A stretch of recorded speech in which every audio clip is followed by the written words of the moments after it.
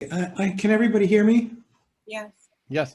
Okay, I just want to make a few points, not only about insurance, but to give at least my best assessment of where the law is, specifically on these issues of compensation, which have been raised today.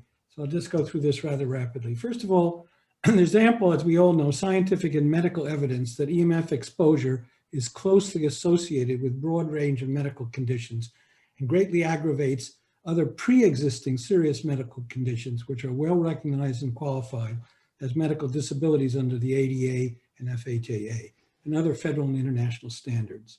So EMF overexposure falls most harmfully on the most vulnerable populations, as noted, including children, the elderly, otherwise disabled persons, and minorities. And President Biden has recognized in his inaugural address that the fundamental rights of disabled persons are protected under the civil rights laws. In this area of laws is as important as other domains of discriminatory practice. So it's clear that the telecom companies have full knowledge, it's a really important point, and are recklessly dismissing the risks of EMF overexposure and are relying on compliance with the present FCC thermal standard as a shield against liability and the doctrine of federal preemption of state and local regulation. In other words, the telecom industry is asserting, this is very important, the public pays principle, because I'm focusing on compensation for all the harms resulting from their profit generating activities.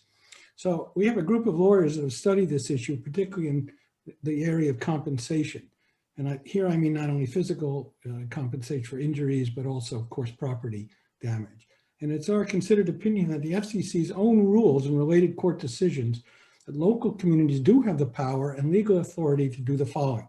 The first is, and this is supported by the FCC's own rules, as well as case law, to require insurance and indemnification for illnesses and related harms, including property damage, closely associated with EMF overexposure resulting from macro and small cell towers. Second, to require a reasonable surety bond on each cell tower installation and for the cumulative effects of cell tower densification. To require accurate and continuous monitoring of individual site-specific cumulative aggregate levels of EMFs, verification of compliance with the FCC evolving policies and regulations.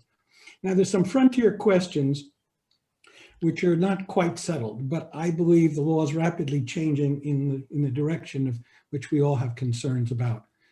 And that is first of all, I refer to the cases, the Environmental Health Trust and CHD, Children's Health Defense versus FCC, including the challenge of the expansion of the OTARD regulations. A related question is whether the FDA will soon agree to promulgate EMF overexposure regulations based on available scientific and clinical evidence. It's clear the FDA does not have a policy. There's been no regulations. It has no policy. All we have is one letter. And the FCC is relying on the FDA's basic opinion of one senior official.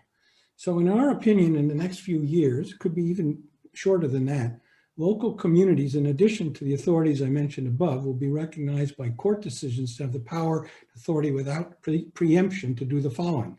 First of all, to regulate under especially egregious conditions. And I think the other presentations by others here have really laid out this very clearly with the report card and these other tools, that EMF overexposure in violation of these procedures is an ultra hazardous activity. Second of all, to require telecom companies to contribute to a local or statewide EMF victims compensation funds on the lines of the Superfund. Third, to require telecom providers to certify the safety of their products as their marketing departments are implying. I will say that, you know, in some of the 10K disclosures, financial documents, at least one and perhaps several of the telecom companies have already acknowledged they anticipate legal liability in EMF litigation, which comes pretty close to an admission of knowledge of the underlying harms.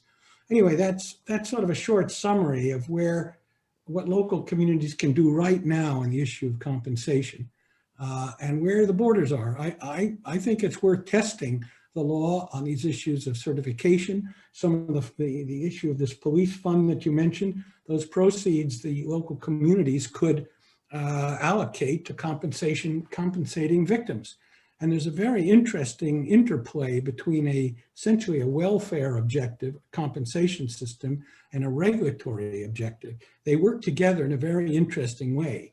And I think that you will find, if you start to survey the community in Tucson, that the number of, once you have a compensation system, that the number of EMF victims is very great.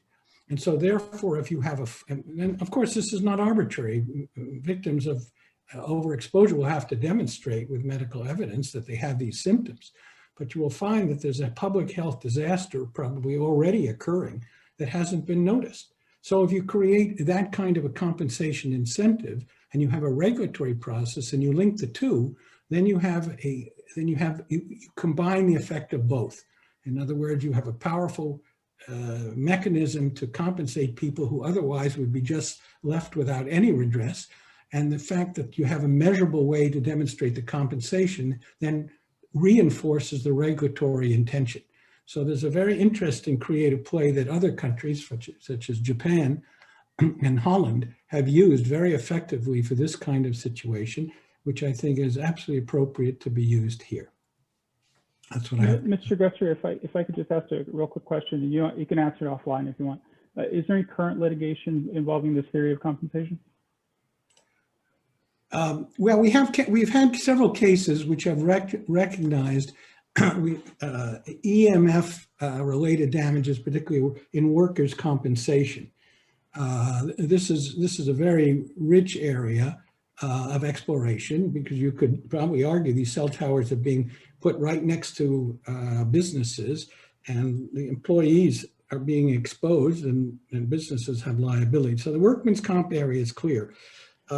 Clearly, there's a growing number of ADA cases seeking reasonable accommodation. Now, the ADA and FHA do not provide for compensation, but you could see the compensation case in terms of personal injury developing, and I've handled a number of these already, in which a reasonable accommodation claim validly executed is made to the telecoms and to employers or to the city, and the city ignores it, brushes it aside, or retaliates, and the exposed person becomes increasingly ill. Well, that sort of willful disregard of the statute sets up these state-based tort claims. Now, there are cases that are ruling against, they would say, assertion of preemption, but I think as the overall trend of this is going in the direction, I think, of recognizing personal injury compensation based on state law. And I think we're going to see growing out of particularly the FDA petition we're bringing, as well as this latest challenge at OTARD, that in very specific areas, which are most egregious, the dike is going to collapse, and we're going to have successful personal compensation cases. And then it's going to be, it's going to be a very significant national shift, just as we've seen with the asbestos cases. So if I understand you correctly, there are some current cases that either you're involved in or people you're aware of are involved in. Would you be willing to provide that either to yes, Brad I will, or sure. to us? Yeah, I can. That'd be great. We don't have to belabor it right now. I just wanted to, it'd be helpful for us. Absolutely. Let me say that another project called Tech Safe Schools has now done they're having the third webinar, and I produced a very substantial basic test for this legal education program. And in it, I cite a number of the precedents that I referred to, both in terms of workers' comp, the asbestos cases and other cases, in which the law, in terms of the judicial standard, the key challenge is not experimental data or clinical data, of which we have enormous amounts, but epidemiological studies. However, one court at least, has recognized that reasonable medical probability is a sufficient standard. And that was an asbestos case. So what I'm saying is this is all a work in progress, but the key point of what I was trying to mention is that there are clear areas today where the law, the FCC rules and case law are on our side, and that's particularly around the issue you've asked for insurance. That's absolutely right. Indemnification is another, and the surety bond is also legally very sound and has strong support. And that should be incorporated into the Tucson ordinance. Thank you, Mr. Gresser. Well, thank you so much for your time, Julian. We really appreciate you taking Julian. time out of that great lawsuit up in Lake Tahoe that you've written and going forward. And I think you're going to have great success there too. So thanks so much for your time. I was really impressed with the presentation, everybody. And Paul, I thank you for including me. And I hope I can get a copy of the slides. Will you be putting those up? Absolutely. I'll give you a PDF